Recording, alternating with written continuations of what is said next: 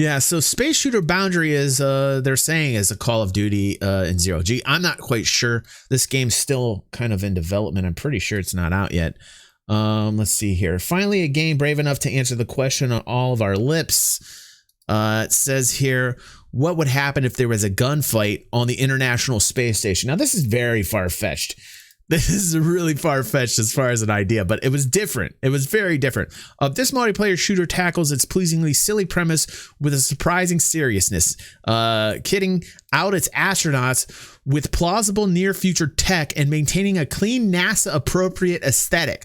So this is like technology today if it were in a Call of Duty environment, like a battle royale type of environment. Okay, now I'm gonna show you some of this. Snowfox is like, what? Hormiguys is like, spacesuits make you almost unable to move. That's how likely it is. Yes, Space Force Training Simulator. Right. A generous jetpack allows for all the freedom of realistic zero-G movement without any of its frustrating limitations. Except as Hormiguys has already noted that these spacesuits are damn near impossible to move in anyway. So some of this is definitely off the deep end, you know, but it just struck me as weird. I think I've seen this title in the past before. I can't remember, something about somebody linking this to me around E3 time. Let's see, where the Outer Wilds earlier this year revealed in a humor and challenge of struggling against physics, Boundary is more interested in the possibilities. Unrestricted 3D movement opens up. Your controls are all grounded in the familiar. You're free to move forward, back, left, and right as normal. To move up, you press space as if jumping. To move down, you press control. Everything we're all accustomed to in any FPS game. Those of us that are PC FPS players, we understand this. This is second nature. It's like walking to us. As if crouching, you can even sprint, actually a little jet boost for quick maneuvering.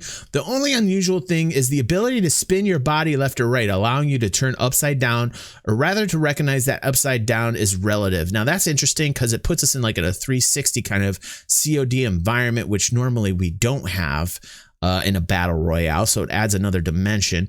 It says you're a little cumbersome, but in a way that's convincing rather than annoying. You feel like an astronaut. How cumbersome? I don't know. This is a game that was kind of on my radar a little bit. I've always been into battle royales. And the resulting game isn't one where speed or even a quick aim are always king, because anyone can be anywhere. There's a huge emphasis on sight lines. Hide between chunks of floating space station and you're relatively safe, but you'll struggle to find enemies. Fly out into the emptier space around the edges of the map and you gain a fantastic view of the action, but you're also a sitting duck. Each bullet is modeled with accurate physics, but in space there's no bullet drop. So there's literally there's little safety gained from distance. Well, that's interesting.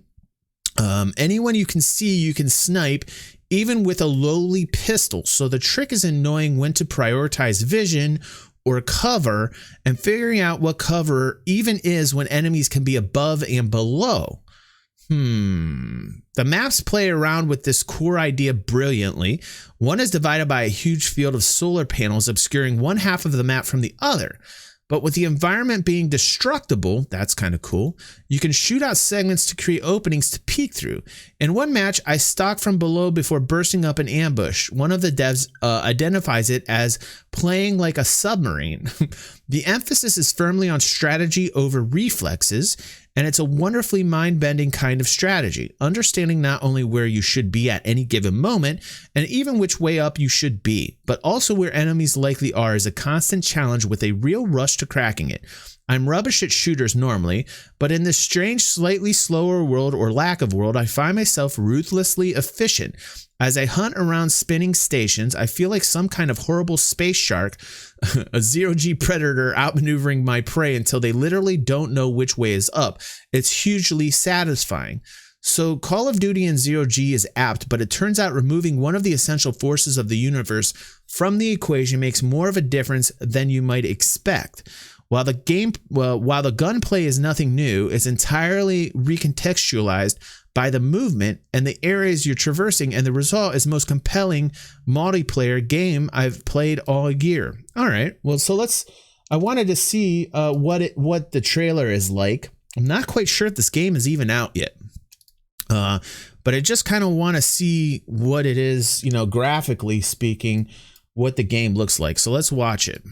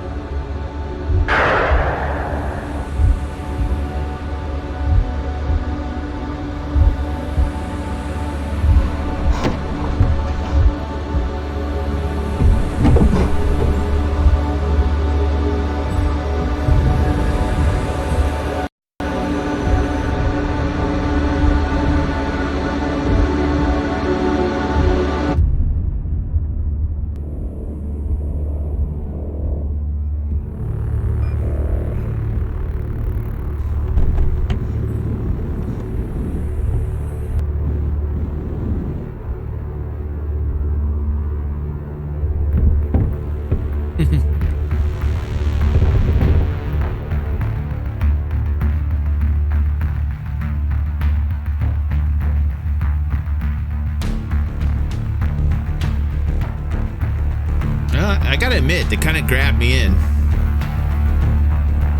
Kind of grabbed me into this a little bit.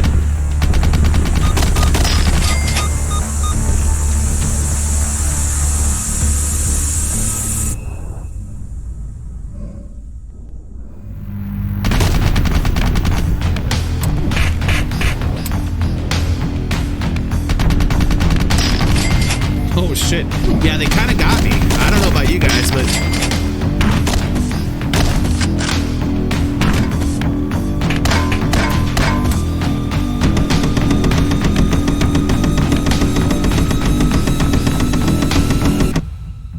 yeah, they got me. I think they got me. They got me interested in this title. So yeah, that I think they did a good job. I really think they did a good job on that, on the trailer at least, because it definitely grabbed me. I think it's something that I might try out for the stream if you guys are down for it. We'll collect some money for that, and we'll probably play that on stream a little bit. But yeah, Boundary. And let me know what you guys think down in the comments below. As usual, this has always been fun here, and thanks for watching. Please comment on the video and share and like and all that fun stuff. I will see you guys on the next